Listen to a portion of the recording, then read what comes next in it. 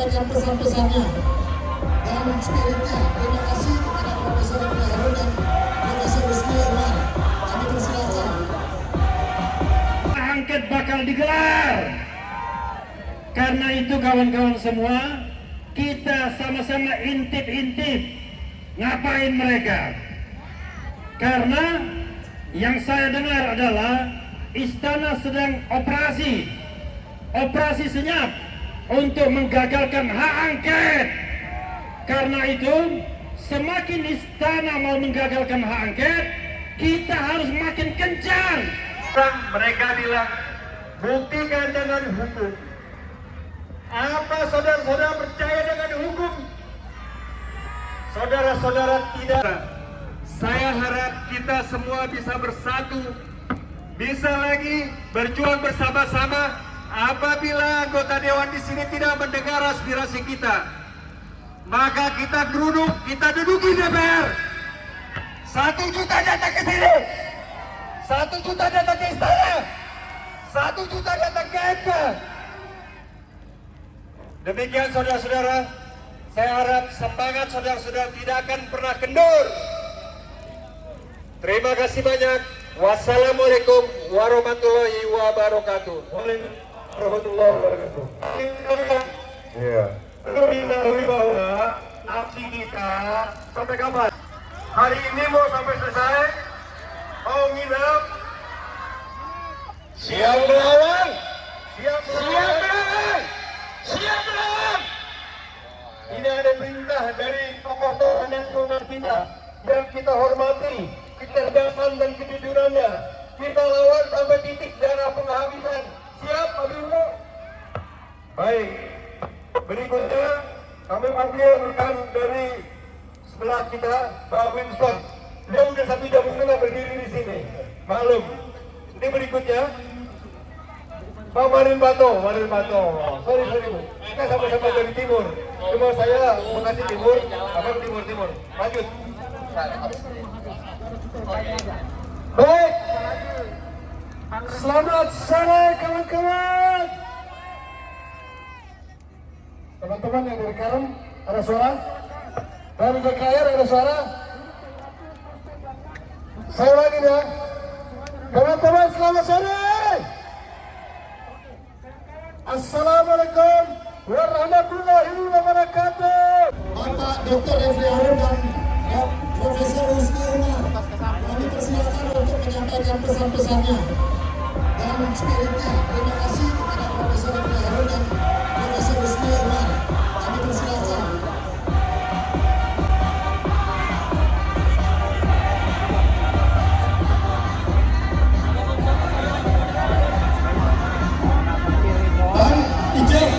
Bang Ijek, darah juang gimana?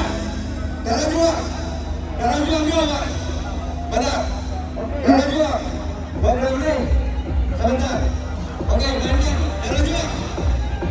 Ijek.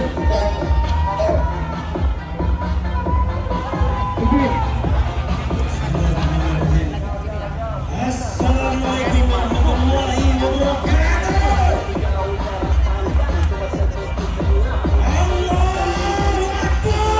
Allahu Akbar. Merdeka! Merdeka! Kawan-kawan semua, pertama-tama saya ingin mengucapkan kita berjuang di jalan yang tidak batil. Karena itu, jangan pedulikan juga yang di belakang kita. Karena yang di belakang kita ada rasa dia ikut juga.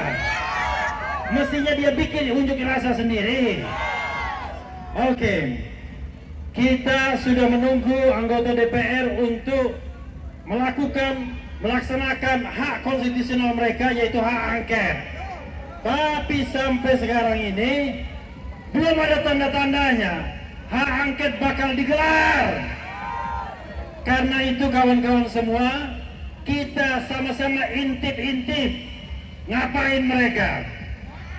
Karena yang saya dengar adalah istana sedang operasi senyap untuk menggagalkan hak angket. Karena itu semakin istana mau menggagalkan hak angket, kita harus makin kencang. untuk mendukung para anggota DPR agar melaksanakan hak konstitusional mereka. Jangan kendor. Besok kalau ada unjuk rasa lagi, harus jumlahnya lebih banyak dari sekarang. Sepakat? Kadang-kadang saya dikritik oleh kubu sebelah sana. Demo, Buya ngaku kalau kalah. Orang yang ngomong itu pasti orang bodoh. Orang bodoh. Kenapa saya katakan bodoh? Hasil pemilu saja belum diumumkan. Bagaimana kita tahu yang menang dan yang kalah? Kalaupun kemudian ada angka-angka di Sirekap sekarang sedang kabur ditutup oleh KPU. Itu tanda-tanda bahwa ini gambar-gambar ini adalah gambar-gambar pelaku kecurangan. Paling tidak bagian dari kecurangan. Itulah sebabnya kita terus harus kawal penghitungan suara itu. Kita tetap harus lihat bagaimana kecurangan terus dijalankan. Terlalu mudah kawan-kawan sekalian kalau kita ditunjukkan untuk memperlihatkan kecurangan yang terjadi di seluruh siantero TPS yang ada. Mudah sekali. Tetapi kita hadir di sini bukan untuk menghitung satu demi satu kecurangan yang ada. No. Yang kita lakukan adalah langsung di pusat kecurangan yang ada di Republik Indonesia ini. Di mana pusat kecurangan yang ada? Di mana? Di istana. Istanalah pusat kecurangan. Saya mengatakan, jangankan 50%, 56%, 58%, 99% pun bisa dibuat angka kalau seandainya paslon melawan negara. Sobat-sobat semua, kawan-kawan semua, ini pemilu yang paling brutal. Pemilu yang tidak bisa dipertanggungjawabkan angka-angkanya. Karena itu, jangan bicara angka lagi. Jangan bicara berapa yang kita dapatkan lagi. Yang kita harus lakukan adalah kita bubarkan pemilu ini. Kita minta diskualifikasi calon yang curang. Kita minta pemungutan suara ulang. Hanya di antara calon-calon yang tidak curang. Karena sebagaimana yang saya katakan, kita tidak ingin dipimpin oleh orang yang curang. Ya, sekali lagi, jangan terjebak bicara angka-angka. Bicaralah tentang perjuangan yang hakiki. Perjuangan yang hakiki itu adalah bagaimana negara ini diadilkan, bagaimana demokrasi ditegakkan, bagaimana konstitusi ditegakkan, bagaimana Jokowi dimakzulkan. Kawan-kawan semua, kita tidak bisa dipimpin oleh pemimpin yang tidak ada etika. Kita tidak bisa dipimpin pemimpin yang curang. Kita tidak bisa dipimpin pemimpin yang hanya memikirkan keluarganya. Kita harus dipimpin pemimpin yang memikirkan rakyatnya.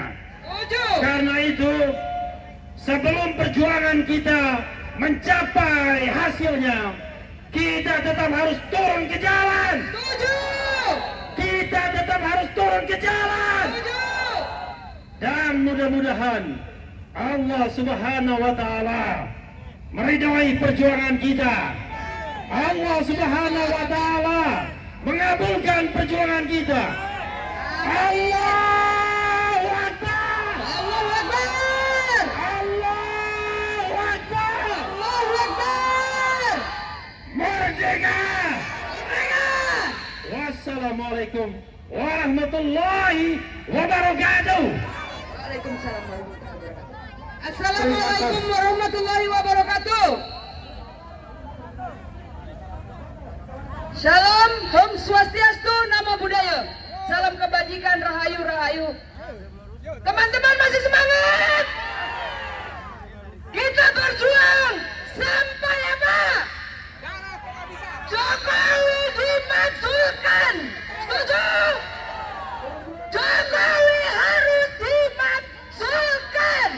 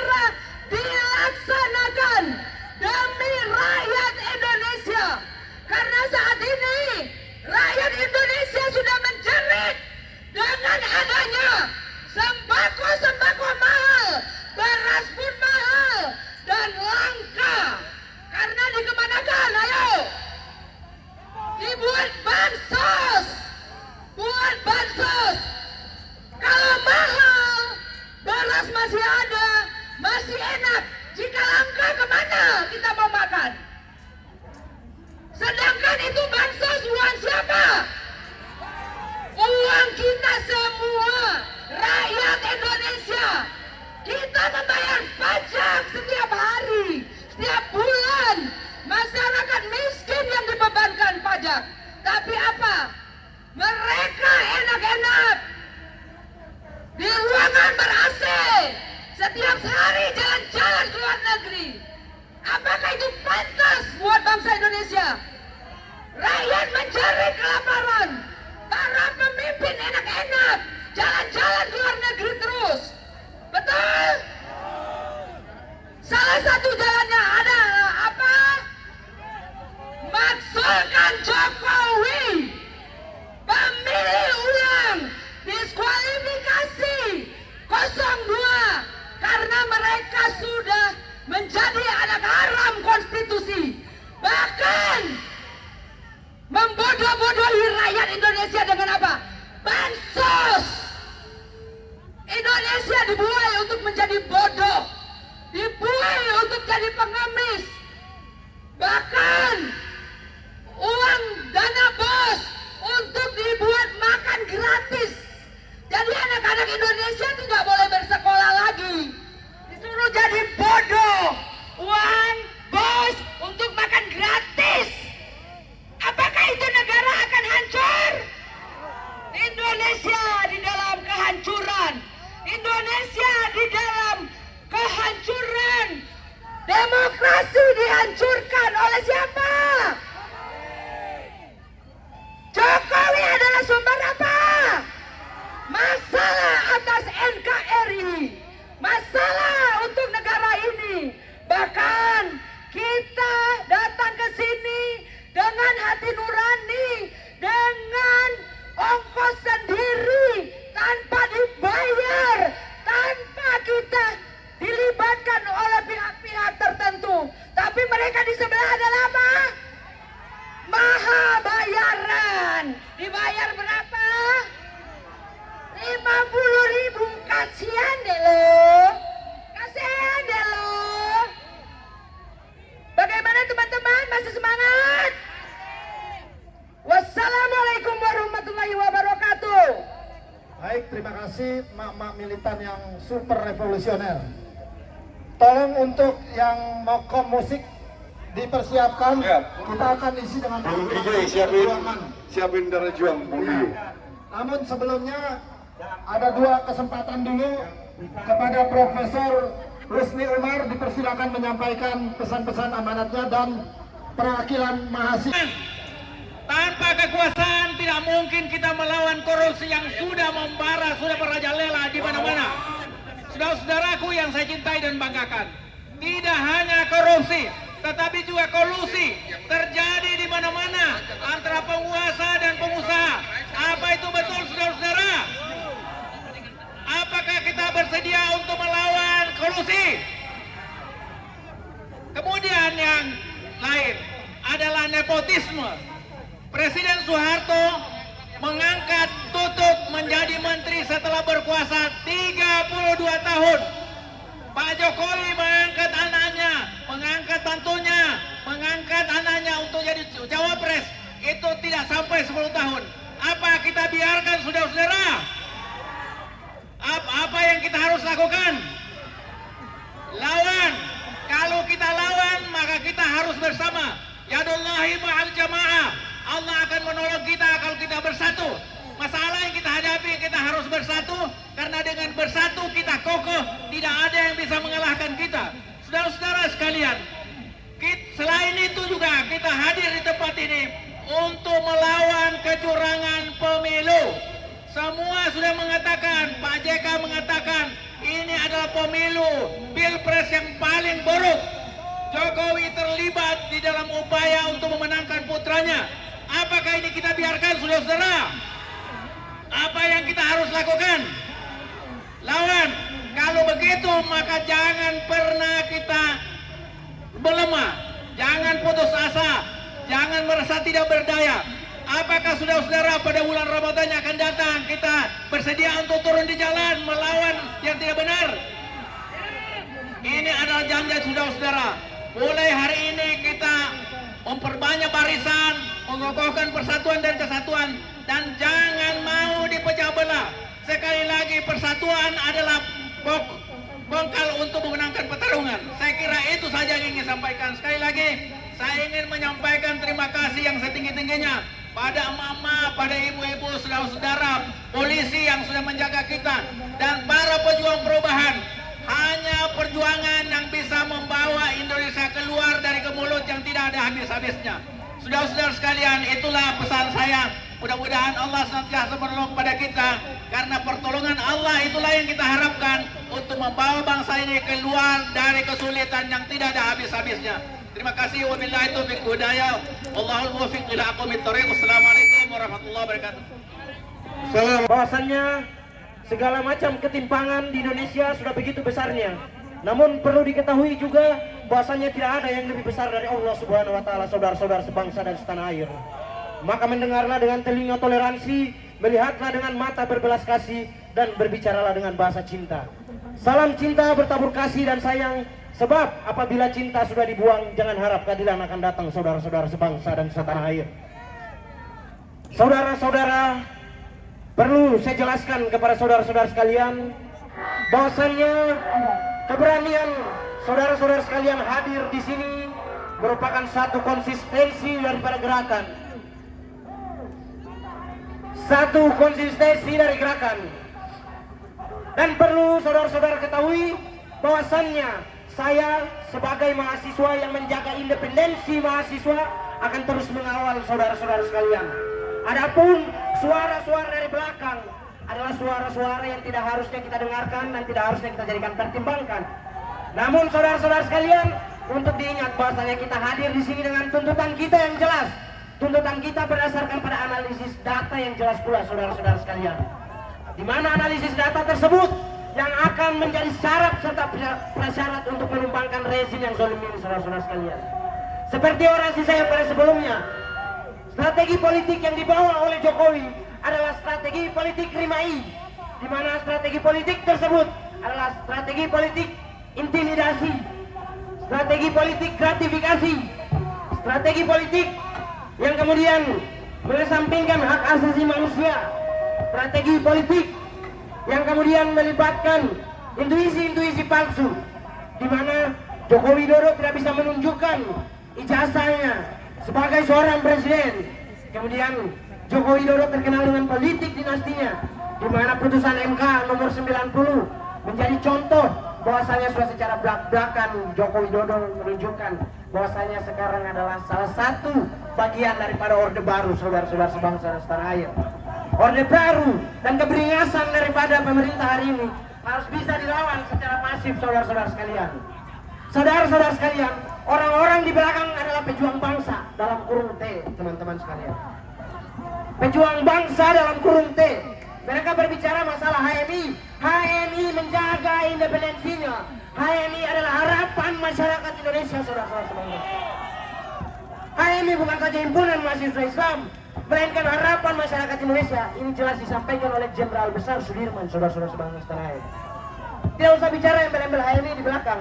Saya, Tulen, Ketua Komisariat Sastra Universitas Nasional, yang merupakan kandidat cabang Jakarta Selatan, hari ini mendeklarasikan bahwasanya HMI bersama rakyat, HMI bersama perjuangan, HMI bersama melawan rezim Joko Widodo. Saudara-saudara sekalian, himpunan mahasiswa Islam akan menjadi mitra masyarakat untuk kemudian menumbangkan segala bentuk ketidakadilan. Karena himpunan mahasiswa Islam adalah bagian dari setiap perjuangan masyarakat Indonesia.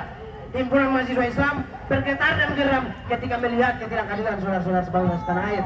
Berbicara masalah hak angket adalah hak istimewa DPR, dan apabila DPR hari ini tidak memiliki keistimewaan lagi, maka DPR tidak pantas untuk hadir di tengah-tengah masyarakat. Maka siapa yang mereka wakili DPR di dalam? Rakyat atau pendukungnya 02? Saya tidak membawa indikasi pilpres manapun, tapi apabila DPR hari ini tidak bisa kemudian melaksanakan hak angket, maka lebih baik ditiadakan saja hak-hak istimewa dari DPR itu, saudara-saudara sekalian. Saudara-saudara sekalian, kebenaran apapun yang hadir di tengah-tengah teman-teman tidak bisa teman-teman terima secara gamblang, karena kebenaran serta doktrin yang dibawa oleh pemerintah hari ini ada doktrin-doktrin keberingasan untuk mengisi birahi-birahi politik mereka, saudara-saudara sebangsa setanah air. Kita tidak memusuhi siapapun di bangsa Indonesia. Kita memusuhi ketidakadilan. Jokowi, Prabowo adalah representasi daripada ketidakadilan yang ada di Indonesia. Saya tanya kepada saudara-saudara kalian, ini saya tanya kepada orang-orang cerdas, apakah pantas penjahat hak asasi manusia diberikan gelar kehormatan bintang 4, saudara-saudara sekalian? Apakah pantas dalang dari penculikan aktivis diberikan gelar kehormatan? Atau apakah pantas penjahat hak asasi manusia menjadi presiden di negara yang plural? Saya tidak mendoktrin teman-teman untuk kemudian tidak mendukung siapapun yang menjadi presiden. Tapi kecurangan pemilu sudah menunjukkan bahwasanya Indonesia adalah negara yang gagal dalam demokrasi, saudara-saudara sekalian.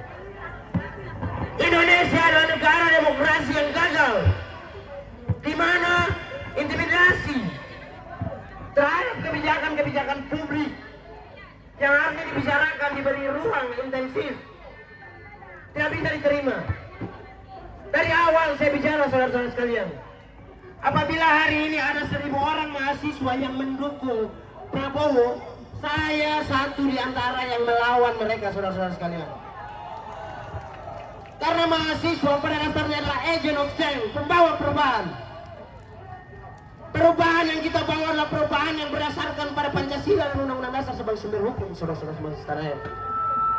Setinggi-tingginya orang belajar, sejauh-jauhnya orang berjalan, apabila mereka tidak patuh kepada keadilan, tidak patuh kepada kebenaran, maka tidak ada gunanya. Maka dari itu saya ingin coba membrainstorming, saudara-saudara sekalian. Kita membacakan puisi Wiji Tukul tentang apa guna, saudara-saudara sekalian. Mari sama-sama kita nyanyikan. Apa guna banyak baca buku kalau mulut kau bungkam melulu?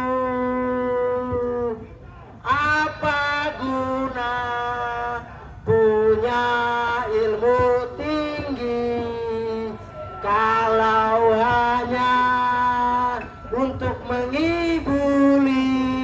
Ayo teman-teman, apa guna banyak baca buku kalau mulut kau bungkam melulu? Apa guna punya ilmu tinggi? Inilah keberanian tanpa batas menerobos kemapanan